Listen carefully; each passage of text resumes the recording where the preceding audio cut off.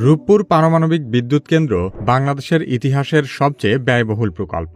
এই বিদ্যুৎ কেন্দ্র নির্মাণের বাজেট প্রায় ১,১৩,০০০ কোটি টাকা। অথচ এখনো পর্যন্ত বাস্তবায়িত সবচেয়ে ব্যয়বহুল প্রকল্প পদ্মা সেতুর বাজেট ছিল ৩০,০০০ কোটি টাকা।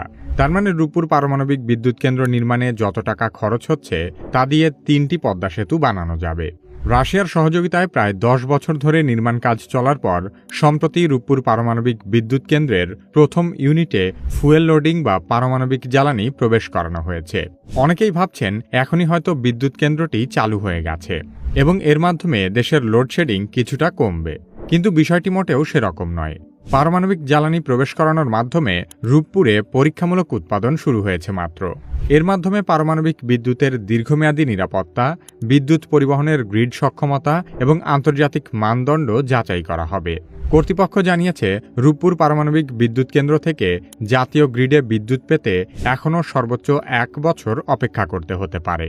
রূপপুর পারমাণবিক বিদ্যুৎ কেন্দ্র কেন বাংলাদেশের সবচেয়ে ব্যয়বহুল প্রকল্প এবং এই বিদ্যুৎ কেন্দ্র কি বাংলাদেশের বিদ্যুৎ সংকট কমাতে পারবে সে সম্পর্কে আলোচনা করা হবে কি কেন কিভাবে এই পর্বে।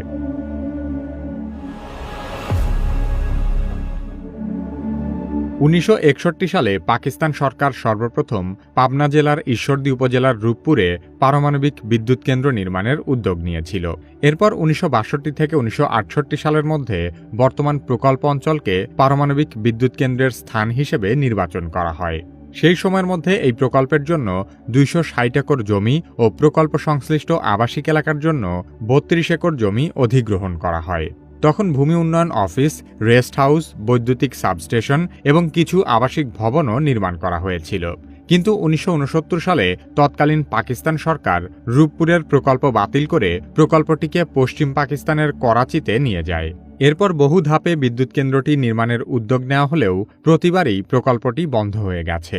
অবশেষে ২০০৯ সালে বাংলাদেশ পরমাণু শক্তি কমিশন এবং রাশিয়ার স্টেট অ্যাটমিক এনার্জি কর্পোরেশন বা রোসাটম পারমাণবিক শক্তির শান্তিপূর্ণ ব্যবহার বিষয়ক চুক্তি করে এবং ২০১৩ সালে তৎকালীন প্রধানমন্ত্রী শেখ হাসিনা রূপপুর পারমাণবিক বিদ্যুৎ কেন্দ্র নির্মাণের প্রথম পর্যায়ের কাজের উদ্বোধন করে।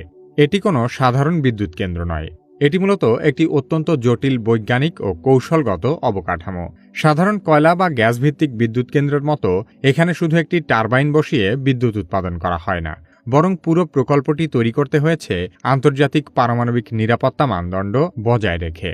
এই কেন্দ্রের প্রতিটি অংশকে এমনভাবে নির্মাণ করতে হয়েছে যেন ভয়াবহ ভূমিকম্প, বিস্ফোরণ, আগুন, প্রযুক্তিগত ত্রুটি কিংবা মানবিক ভুল হলেও বড় ধরনের দুর্ঘটনা না ঘটে। এজন্য পারমাণবিক চুল্লি বা